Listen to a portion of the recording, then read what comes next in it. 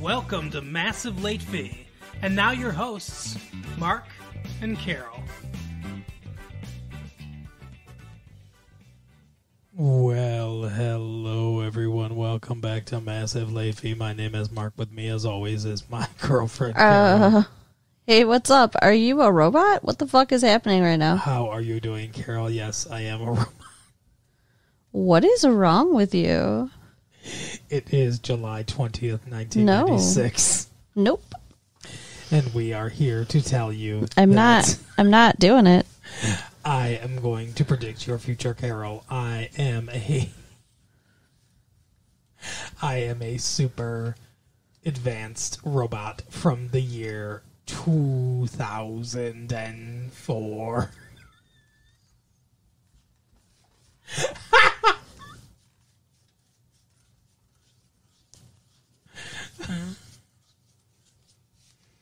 Hello.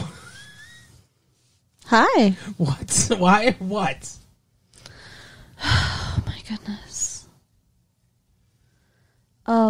What? Let's see. Nothing that we're going to talk about today has anything to do with robots. Okay. Except for your weird ass behavior. Uh-huh. How about that? Okay. What? Dynamite drop in there. That's why they pay you the big bucks, Carol. You mean the no bucks? Right. I pay you money for this. No, you don't. What are you talking about? You get to watch cable. That's not money. It's worth something. Okay. You know what's worth something, too? What? If we find some answers about TWA Flight 800. What about it? It exploded. When? You didn't see this story? No. I don't know. A couple days ago, the flights crashed. Explosion. That's sad. Ridiculousness. Did anybody live? No survivors. An area doctor and students were on the plane. That's very sad. Yeah, it's a great way to start the show. See, I try to bring some levity with the whole the whole robot bit. And you're like, no, we're not going to do this. Talk about death. Death, destruction, and mayhem. The explosion of TWA Flight 800 cut short the lives of a Grosse Pointe Shores doctor and his wife headed for a 25th anniversary in Paris. Aww. And of an Independence Township woman who was off to visit a friend. Also a Michigan State University graduate student and her mother apparently boarded the flight. They don't know. Tracy Hammer and her mother, Beverly Hammer, of Long Island, New York, boarded at Kennedy Airport, family friend Hunter Price said late Wednesday. We're still in shock. Think I could be a news reader? Yeah, actually I do. Oh, okay. I think that would be a good career. Yeah. Yeah. Well, they're searching for the cause of the explosion. We don't know. The State Department contradicts NBC News' report that the group claiming responsibility for a November bombing in Saudi Arabia had warned it would bomb another U.S. target at the time the jetliner exploded. So the State Department says, nope, not them. Counselors at airports in New York, Paris, and Rome try to console relatives. At the Olympics, where security has already been tightened, sadness and worry spread among the participants. That's awful. Yeah. President Bill Clinton urged Americans not to assume the crash of the Paris-bound flight was the work of terrorists. Officials acknowledged there had been calls claiming responsibility for the crash, but said none of them have been credible. So we don't know.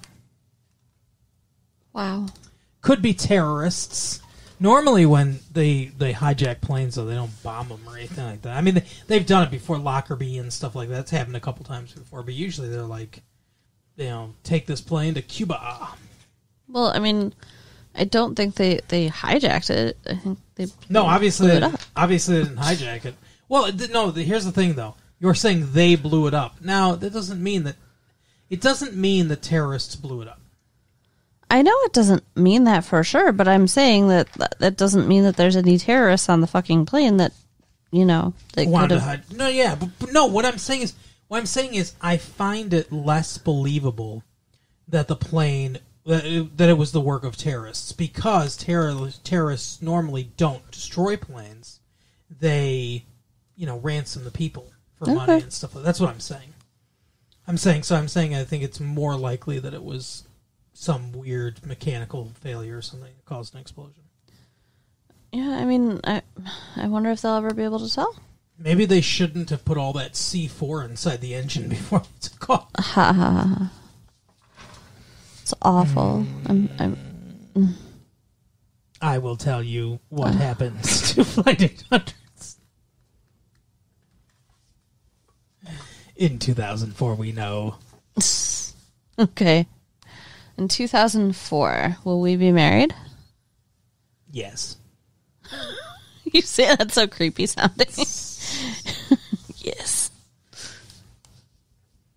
And the United States will form a partnership with Brazil. Okay. I don't know.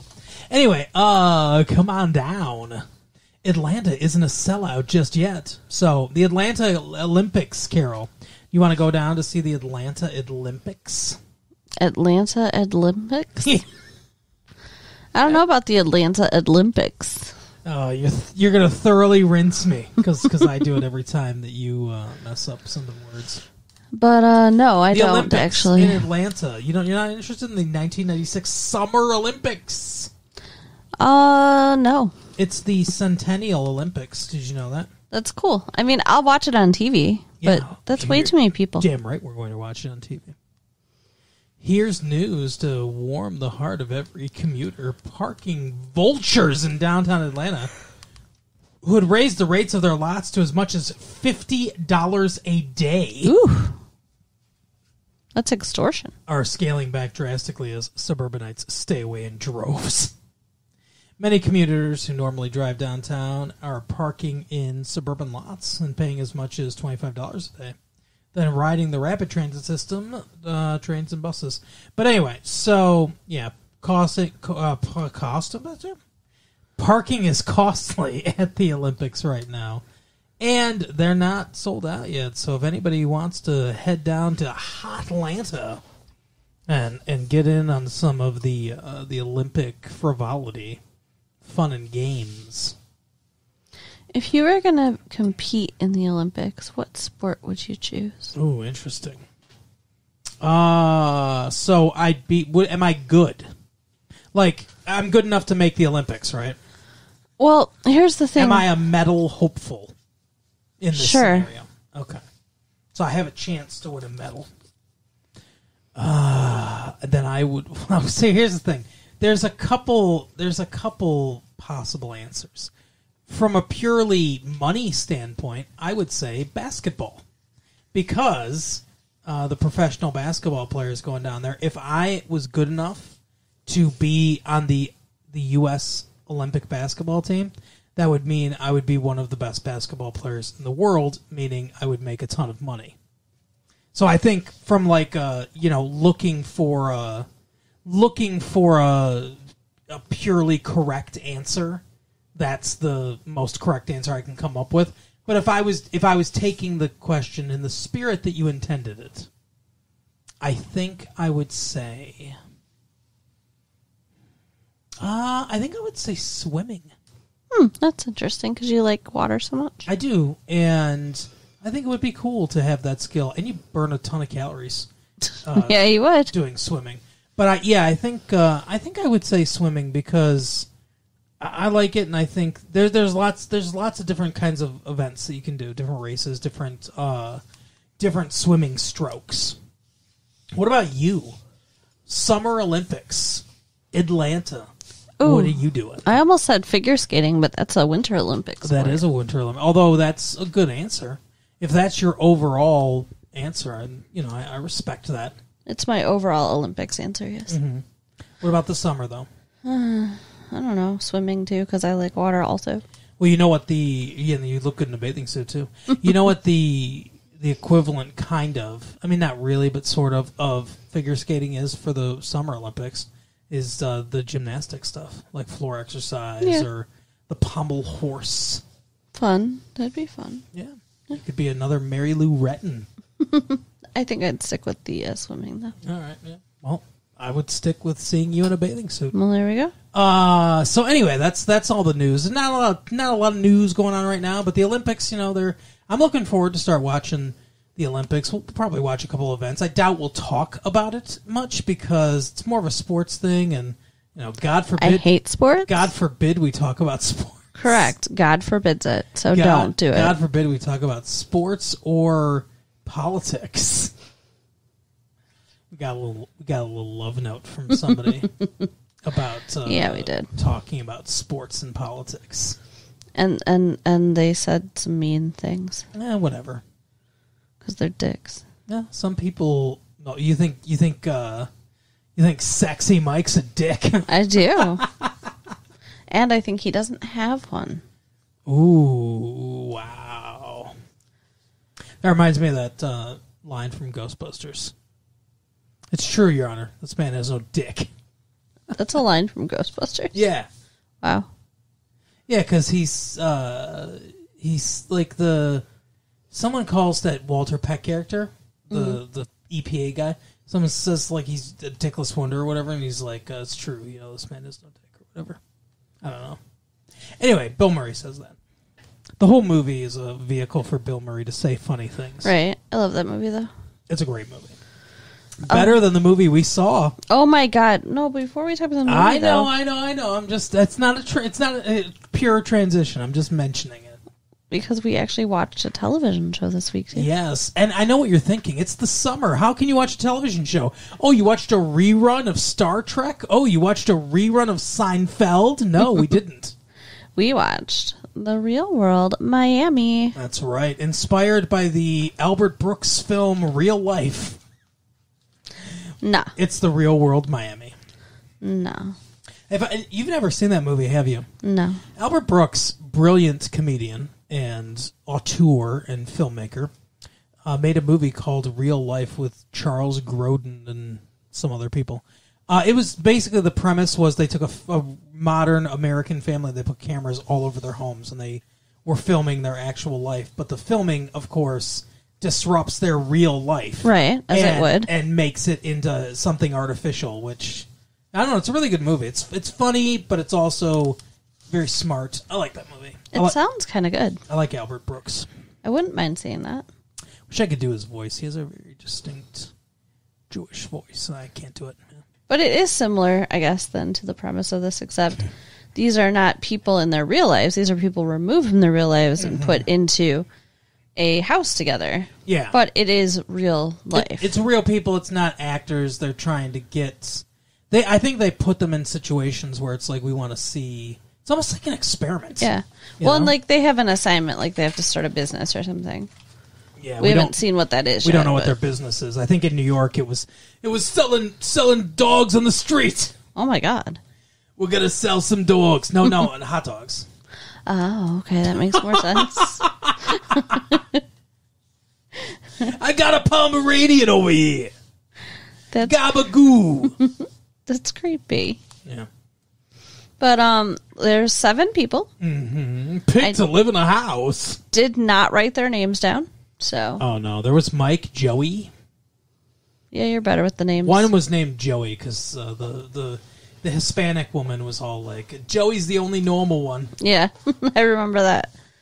And there's one black girl and one Cuban girl. I think she said her parents are from Cuba. Her parents are Cuban, but she was born in Miami. Yeah.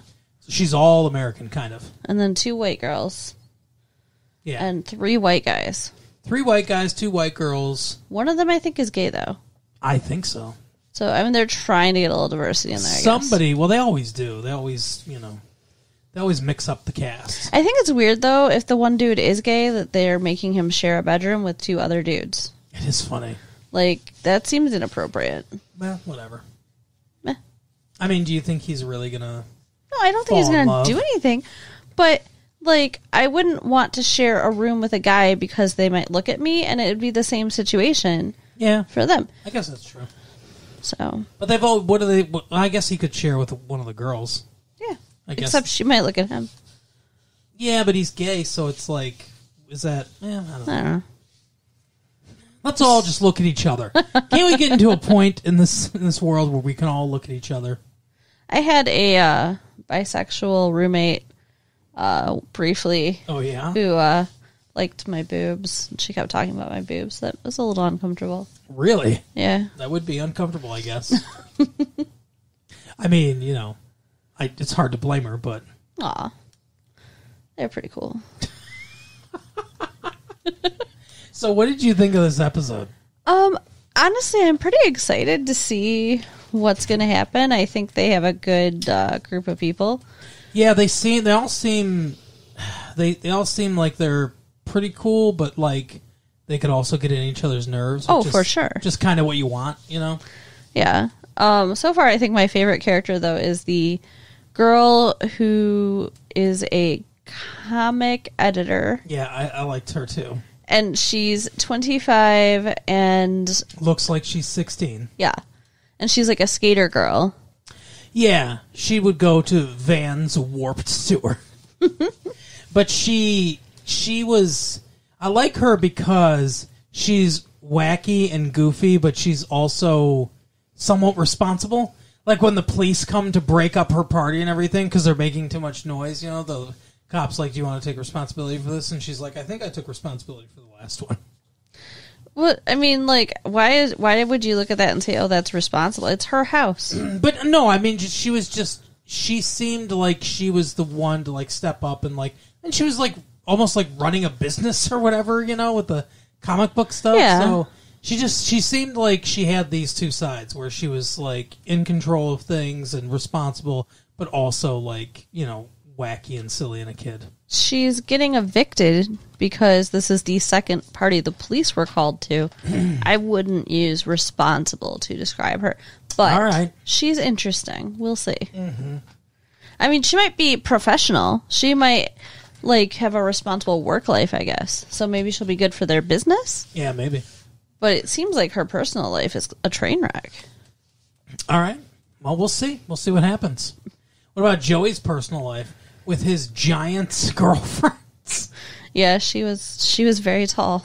Much taller than he was. I don't know if he's just super short or if she's really tall or if it's a combination of like he's somewhat short and she's somewhat tall. They look weird until they're laying on top of each other. Yeah, which happened a lot before they left. And she also looks older than him. A little. It looked like it was mom taking care of a little, boy or whatever. Ew. No, it didn't because, ew. It was not good. I mean, they don't look great together now. It looked like he's got a mom fetish. That's what I think. So that's Joey, and then there's the dude who looks like a Ken doll. Yeah. And then there's your the favorite. Really like hyper dude. Yeah, who's your favorite guy? Who's the best looking guy? I don't have a favorite yet. Who's the best looking? I don't know. None of them were very good looking. I think the Ken doll one is the one that picked up the woman in Miami. Yeah. And he was like, I picked her up in Fort Lauderdale, and then on the screen it says, it was Miami. Someone wrote it in, it was Miami. That's funny. Yeah. I mean, I guess maybe him because he's like that all-American cute, but I'm not attracted to that. Like, none of those guys are attractive to me. You don't think I'm all-American cute? No. What am I? I don't know. Adorable. Oh, wow. That's what I don't know how to describe it. That's what every guy wants to hear, that they're adorable. You got dimples and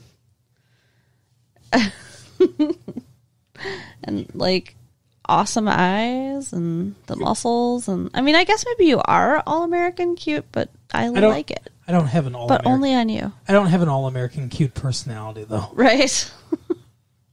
You are making me blush. Oh, Jesus. Yeah, see. The football star wouldn't do that.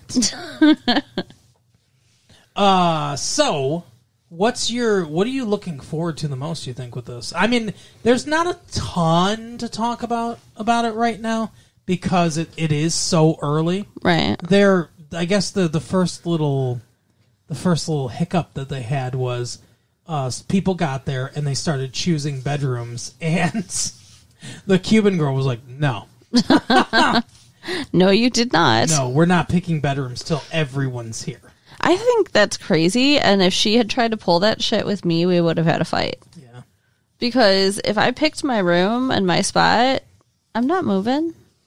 That Russian girl seemed pissed. Yeah. And she was even saying to her family that all her Russian friends gave her 2 weeks till she murdered one of them. Yeah, she seems scary. She seems not fun. Like all Russians. До свидания. Yeah, you said 2 white women, but it's really a Russian woman and a Russian American and then a white woman. Yeah, I was going to say, though, Russians are white. They're from Europe. Well, yeah, And but... Euro whatever. Trash. Hey. It's not nice. No, there's a lot of people in Russia. A lot of good people in Russia, I'm sure. I'm sure there are. There are friends now. For now. It's hard, because you grow up hating all Russians and everything Russian. I did not. Even the color red. That's so incorrect. What are you talking about? No, it's not. It might not have been your experience, but it's not so incorrect. Well, I mean, I'm just saying, I didn't grow up hating Russia or Russians. I didn't really grow up hating Russia or Russians either, but I knew they were our enemies. Every television show told me they were our enemies. Everything told me they were our enemies. Interesting. You don't have that. I don't understand. No. I don't understand how clueless you were during the 80s. I was not that old. Through the entirety. Well, you were old enough. Through the entirety of the 80s. I mean, what are you right now? 16? You're older than that. So obviously you were old enough in the 80s. Or maybe you're younger than that. I don't know. Moving on. We saw a really shitty movie. What the fuck? Oh, you're not done with Real No, World? I want to talk about Russia. I don't want to. So you gave your favorite character so far. And I didn't give my favorite character. Oh, and which girl you think is the hottest? There's a question. Probably the Cuban one. Yeah, I agree.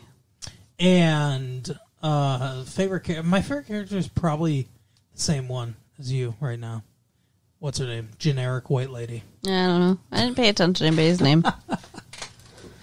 Yeah, we met them briefly. Then they met each other, and then they went into the pool and then walked through a house soaking wet, getting water everywhere, and they acted like that was okay. They jumped in a pool with their clothes on.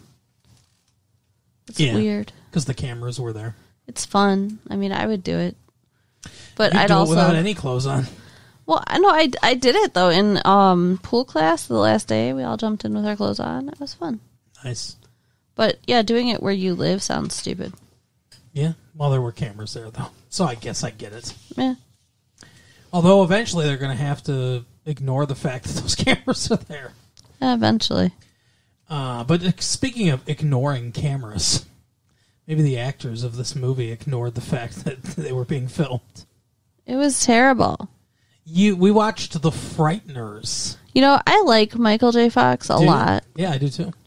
And I'm disappointed that he acted in this movie.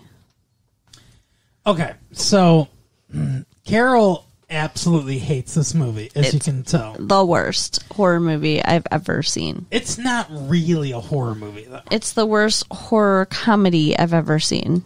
Okay, is it the best romance you've ever seen? Oh my God. No. Not at all. The romance is one of the stupidest parts. No, I know. So, I have many things to say about this movie. I have lots of thoughts. Say them. Share them. What should I do? Should I make the compliment sandwich? No. Should I start? What? Okay, I guess just shut everything down then. No compliments. No, I have good things to say about this movie. Go ahead. Should I make the compliment sandwich? Should I start with a compliment, then go through all the stuff I don't like, and then end with a compliment? Yes. All right. Go for it. I thought... So this movie is directed by a guy named Peter Jackson, who is not... Like, most of you probably don't know who that is, but he made some low-budget comedy horror movies in New Zealand. I think he's from New Zealand. And He made a couple of years ago. He made this movie called Heavenly Creatures with a couple actresses, and it got some buzz at some of the award shows and stuff like that. It's kind of like underground indie type thing. This is his first. I think basically this is his first like kind of like wide release American movie. And I like a lot of the direction. Really? I think a lot of the direction is interesting. A lot of the cinematography I think is interesting. I liked the color palette of this movie. This movie had a very like kind of colder color palette than a lot of movies. It was not warm. No, it's not a warm movie. It was more washed out, not washed out necessarily, but more blues, like heavy emphasis on that kind of like a cold color palette, and I liked that. I thought it fit with the tone of the movie. I thought it gave it a bit of a unique look. Sometimes when they're outside, they're using natural light, so it's it contrasted a little bit. But all the interiors and everything, it's all a very like chilly color palette, which I think works with this movie. Well, I mean, the sets themselves were pretty drab and dark, most of them. Like, basically the inside of a haunted house, and then the inside of an abandoned, should be condemned house. Yeah, I think that's part of the aesthetic as well. I liked a lot of the cinematography in the movie. And I liked a lot of the camera work in the movie. I liked, there were many times where you're in a room, it starts to go Dutch angle on you. The camera's moving a lot. There's this one part where they're at a restaurant and he's running out and everything, and the camera's following the whole time. It's like a great dolly shot, like going around. There's a couple really nice crane shots in the movie. There's a lot of the camera is very active in this movie, and there are times when it makes sense where things get real claustrophobic, where the camera like really closes in on somebody or a group of people. You got 3 people in frame, but it's rack focus in frame, so it's really claustrophobic feeling. And I think that this Peter Jackson really understands how to use the camera to elicit the kind of emotions that he's looking for. Okay. But wasn't it a bit, distracting from all of that? How terrible the story and the acting and the CGI and everything about it was? Well, how can you appreciate cinematography when it's a flaming pile of shit? You have to take these things bit by bit. You have to take them piece by piece. You have to break the movie down into its pieces and analyze them. And there are some pieces that work. There are some... I know you hated this movie, but there are some pieces of this movie that work. That girl, the love interest girl? Before we get into that, I got one more compliment of my compliment sandwich. The top layer of my compliment sandwich. Related to what you were talking about, the CGI. So there's some parts where like he's flying through the air and stuff like that that's really bad. Some of the ghost effects, though, are pretty good. Rick Baker worked on some of these things. He's a legendary, Gremlins, all that stuff. And I thought some of the I liked a couple of the transitions. They go from she's visiting. She's a doctor and she's visiting that woman that got released from prison as part of the murder plot that's at the heart of this movie, and she's living with her mom. And as she pulls away, it goes to it transitions from that to newspaper of the killings, and then they do the little exposition based on VHS rental thing, which I thought was super interesting. Okay. And there's a couple transitions like that where it goes from that, or it goes from black and white all of a sudden because we're looking at something else that I thought, oh, that's a really good transition. That's a really good effect. There's a lot of good in-camera effects in this too. I guess I agree with that. Okay. So the love interest, go ahead. She looked like Andy McDowell? Is that her name? A little bit, yeah. She looked a little like Andy McDowell, yes. Like, to the point that it was confusing and distracting to me, but okay. You just kept thinking Andy McDowell? Yeah, but no. Well, how dare that actress look like another actress? But, and like, okay, they're supposed to, like, she just got widowed. Yes. Yes. And she had a husband. She says, "Oh, the marriage wasn't that great." I mean, they really shit on this this husband after the fact because they want to free her up for it being okay for her to like Micheal J. Fox. Then don't have the husband in the first damn place. I agree. I mean, and they really throw him away like a pile of garbage. Yeah, and like they act like he's some terrible person. Because he's upset because Micheal J. Fox's character ran into his fence. Yeah. Like, who wouldn't be upset about that? Yeah, you're a dick. Yeah. You were looking for your business card and you almost got into a car accident. After we find out you got in a car accident before and killed your wife. Right. So it's like, what the fuck? But yeah, so they're like pushing them together when it doesn't really seem appropriate because her husband just died. Yeah, and they don't have anything in common. There's no Yeah, go ahead. No, go ahead. Go. Wow, no, you go. No, you go ahead. No, Jesus. No. You go ahead. No, I'm walking away. You go ahead. I'm interrupting you. They have no chemistry at all, and like. It doesn't make any sense. Like, at the end of the movie, they're supposed to be so tight. And it's like, they just met. Like, what, a day ago? 2 days ago? At one point in the movie, she's like, you couldn't have killed anyone. And Micheal J. Fox says, how do you know? You don't even know me. And it's like, correct! You're right. This makes no sense. Yeah. The fact that she likes him and trusts him so much makes no sense. The fact that he likes her, I don't get it at all. Their romance is not in any way earned. No, it is beyond underwritten. It's awful. Yeah, it's ridiculous. I mean, I feel sorry for her husband. I kind of do too because so this dude likes to take care of his lawn. He gets a fucking asshole runs into his shit.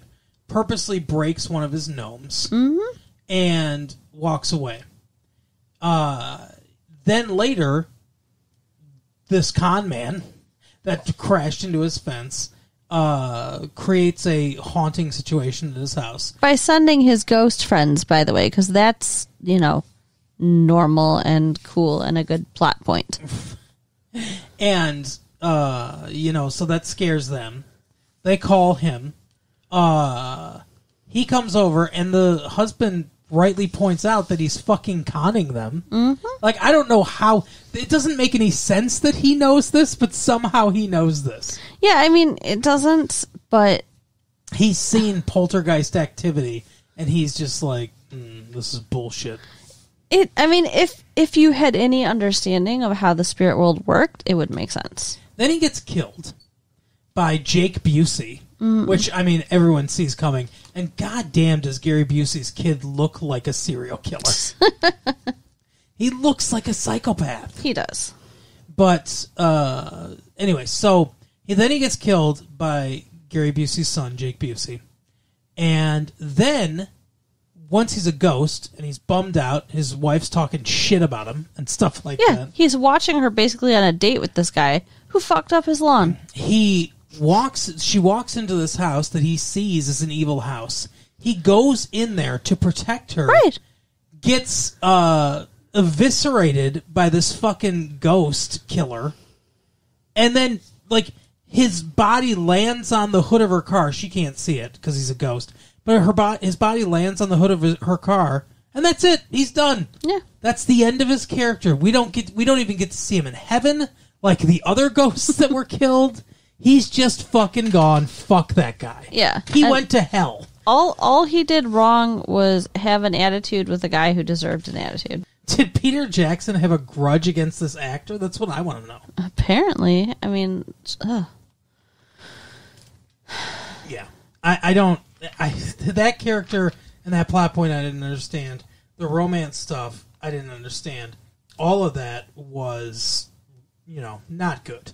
And, like, his ghost friends, they look similar to the ghosts in the movie Ghostbusters, but they're not scary. What are you talking about? What do you mean? They look similar to the ghosts in Ghostbusters. Yeah. Like Slimer? No, not like Slimer, but like the actual ghosts, like who were just like kind of glowing, Like that's how I know what you're talking about. how they represent them in this movie, which fine, whatever. I mean, that's whatever. But now I lost what I was going to say. But they're not scary, you said. Yeah. Well, okay, that's another one of my famous phrases that I'm sure you're just going to fucking jump all over, because that's what you do. But this movie has really bad tonal problems. Yeah. Tone is all over the place in this movie. I agree with that. They want it to be funny and like wacky, I guess. I don't like it's almost, as you pointed out a couple times, it's almost like a kids movie. Yes.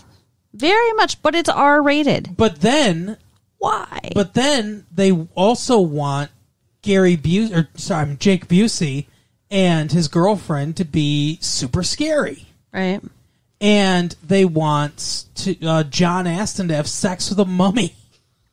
That was so stupid. And I don't even necessarily think that made it not a kid's movie, because it was so hokey, a kid wouldn't understand. Yeah, I mean, that's true. But it's weird, because at one point it's like it's trying to be scary. It's not a horror comedy in the traditional like horror comedy sense, where they blends those elements, right? Mm-hmm. It's like it's trying to be scary here and serious. Talking about serious things like his wife dying and people getting fucking numbers carved in their foreheads and stuff like that. Right. And Jake Busey trying to be the most prolific serial killer in the world because it's like a fucking game to him or whatever. Yeah, he's talking about his score like it's a video game. Right, exactly. Yeah, I got me a score of 12. That's better than Starkweather. Ugh. What a reference. I don't know who Starkweather is. Nebraska's own Charlie Starkweather. He was a serial killer that was like he like hitchhiked and stuff like that. A spree killer, killed 11 people. But anyway, so they want all that serious stuff, right? But then it's like, now this ghost is doing a fart, Yeah. Like, I mean, like I don't. It doesn't make any sense. And then at the end of the movie, this is where I think it maybe got a little too mature for children. When the serial killer ghost is with his girlfriend who's on a killing rampage, it's highly sexualized. Oh, yeah. Like, they're very, very into this. Yeah. It's gross. Yeah. That should not have been part of the movie. He's touching all over her and stuff like that. Ugh. Yeah. And I recognize her from the movie Howling, remember? Yes, that's right, yeah. What the hell is her name? I don't remember. Do you remember? No, I don't know. Okay. Another problem I have with this movie. This is just going to be us taking a shit on this movie now. Yeah. Another problem I have with this movie is there's too many villains in this movie. Too many villains. Yeah, I understand they want the ghost villain, Jake Busey. Mm-hmm. They want that spiritual villain. And then I assume Peter Jackson wrote this with somebody else, a woman, Fran something. I saw it in the credits, but I don't remember her name. But so I'm sure they sat down and they were like, okay, we've got this spiritual villain. We should have a real world villain too to counterpart, like a real live villain, right? So, okay, the girlfriend character, the one that he was dating, the crazy one that was released 5 years ago from a life sentence into the custody of her mother. It's ridiculous. Yeah, it is ridiculous. And at one point, not Andy McDowell or discount Andy McDowell is trying to tell her, you can leave here and have a life of your own. No, that's not how getting released from a life sentence in prison works. Right. She's got to be in that house. But anyway, so yeah, you have those two characters. That's fine. But then they have an FBI character. Oh my God, I almost forgot about him. That's also a villain, and it just mucks everything up. Like, at first I thought he was going to be part of it, like he was going to be in cahoots with Jake Busey too, But it doesn't turn out that way. He's just a freak. Yeah, and he reminded me of the villain in Roger Rabbit. He does kind of seem like Judge Doom from Roger Rabbit. What I said was, I think they wanted Jim Carrey to play this role. I think they wrote this role for Jim Carrey. I think they approached Jim Carrey, and Jim Carrey read the script and said, no. But, come on now, do you really think Jim Carrey would say no to any script? Well, he did say yes to The Mask. So. Exactly. I don't think that he has better taste than Michael J. Fox. Well, anyway, he played this very Jim Carrey. He did.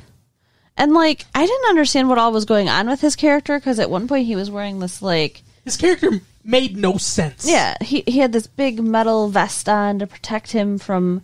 Because the ghost is reaching in people's chest and crushing their hearts. Because he believes in the paranormal stuff.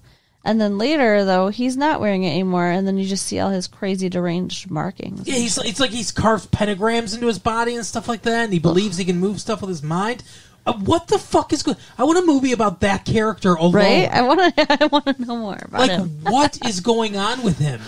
And his role in the movie is pretty much not needed. No. The whole thing is weird. It just dragged the movie out longer, and that was not cool because it's not a good movie. He seemed really skittish and scared. He flew in, apparently, from the FBI, but the sheriff acts like he knows him? Yeah. Which is weird. And then, like, he doesn't like women yelling at him and stuff like that. Yeah, like, what the fuck happened to him? Right. And then, at one point, they're in an interrogation with Michael J. Fox, who they suspect of murder. And he says, I'm taking over this investigation. Get the hell out, Sheriff. Well, guess what? That's not how any law enforcement works. Why? Because murder is a capital crime. Murder is a state crime, not a federal crime. So, the jurisdiction... The FBI doesn't have any jurisdiction in murder cases. The FBI has jurisdiction in federal crimes, not capital crimes, not state crimes. They don't have any jurisdiction there. When they help out with, like, serial killer investigations, they work in coordination with the local police. They can't take over a murder investigation. It does not work like that. Interesting. Yeah, they would be in charge of, like, kidnapping, any kind of interstate crimes. They could... possibly be part of. But these killings are all happening in this town. It's not a state-to-state thing. He doesn't have any jurisdiction here. He can consult. They can ask the FBI to come in and consult. But he can't take over an investigation. Right. And that sheriff should know that. That this dude doesn't have any jurisdiction to just take over his case. And they had 28 bodies. Well, yeah, he claims... I don't know how he fucking identifies... all the different people, but he was like, since your wife died, 28 people have died in 5 years. In mysterious circumstances in 5 years in this town, and that's 5 or 6 people a year. And why is he examining this town alone? Like, he's an FBI agent, but he's just an expert on this town. I think he was supposed to be like a Mulder X-Files type thing, but super out there. And his character didn't make any sense. I didn't like it. It didn't fit in with the movie. No. It's another thing that tonally just doesn't fit in with the movie at all. Yeah. And then at the end of the movie, when Michael J. Fox gets killed and goes up to heaven. Yes. Okay. And he sees his wife. Yeah. And then they're just like, oh, be happy. It's not your time. Go back. It's not your time yet. And she's like, yeah, live a happy life. Live your life. Fuck that, Andy McDowell. Yeah. Like, what? No. Like, he should have stayed with his wife. That would have made more sense. Yeah, that would have made more sense. And they had better chemistry, those two actors, even though their one scene is like a fight because he built a basketball court. Because long-haired Michael J. Fox, punk rock Michael J. Fox, built a basketball court instead of the garden she wanted. Why couldn't you build a garden on one side and a basketball court on the other side? You're supposed to be this brilliant architect, and you can't figure out there are other areas of the house. Right. It's very stupid. But then because, he's sad about it, he, grew a garden in the basketball court? Yeah, it was weird. How are you going to grow a garden through cement? You're not. He must have dug up that cement, but he left the basketball hoop. It's weird. He left the basketball hoop so that the camera rolling by would know that he did that. Right. He needed evidence that he changed his mind. Poor her. Oh my God. Some of the acting performances in this too. Oh yeah, not good. Not the best. No. Michael J. Fox has been much better. I can't think of a single thing. I know you had lots of compliments. I can't think of a single thing. Well, I liked a lot of the direction elements of it and everything. Yeah. I'm trying to remember what the second part of my compliment sandwich was going to be. I like Chi McBride. That's the black ghost. I liked a lot of the effect. I like some of the not the effects, but the makeup. The makeup effects, like John Aston with his spine, and everything and stuff like that. That's not makeup. Yeah, most of that's Rick Baker. Most of that was costuming. The spine. Yeah, most of that was costuming. Okay. They used a combination of computer generated effects with the light and stuff like that. But then I saw some of the behind the scenes stuff. But then they use a special suit that he wears that they can kind of green screen out and stuff like that. But they designed a lot of that stuff so that it looks a little more that's why it looks a little more real. It's more of it's practical than it is CGI. And I liked a lot of what he did, what Rick Baker did with a lot of the stuff. And the jaw coming off, would you say that's makeup? Or CGI? I think it's a combination. I think it was a combination of the two. I like the way they blended those two things together because some of the CGI alone elements was not good. The ghost being in the wall and stuff like that. I mean, it's reminiscent of Nightmare on Elm Street, but Nightmare on Elm Street is so much better. Yeah, and I mean that's basically just a thin piece of latex. And then someone pressing their hands through it, so it looks like a wall because they paint it that way, and then the person just puts their hands through it. But that holds up and looks really good because it's a nice practical effect. This CGI thing is it looks fake. It's too smooth, very fake. And everything.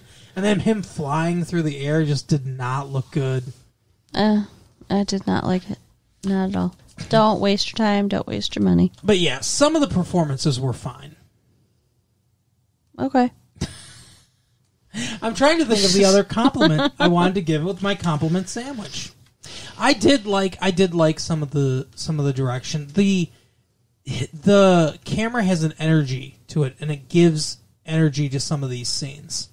But it's not well written. Like you said, it's not a very well written movie. I like the idea, though. I like the plot idea. A dude that can see spirits, but he's still a con man. He can see spirits, but it's they don't want to haunt necessarily. He just employs them to haunt so he can bust them or whatever. Yeah. But yeah, you did point out about the Ghostbusters thing, which I thought was we talked a little bit after we saw the movie, and I thought that was a good point that you made. That and that's part of the tonal problem is that the ghost elements are treated really jokey, except for the Jake Busey character. And Ghostbusters is a funnier movie than this, but all the supernatural elements are treated very seriously. They're treated like a serious supernatural threat, and that combination plays really well together. This combination doesn't. Yeah, it was kind of disorienting, I think. Do you have anything good to say about the movie? I know you really didn't like it. There was popcorn. I'm guessing you don't recommend it. No, I just said that. Don't waste your time or your money. I also cannot recommend it. I liked it more than Carol. I think some of the technical elements were done really well. But the bones, the story elements, the really important stuff didn't work. No. Well, that is our episode for tonight, Carol. Tell the people all the stuff. So go to our website, www.retrolatefee.com, Write us at latefee1994 at AOL.com and tell your friends. Yeah, do all that. All right, we'll see you next time. Bye. Bye.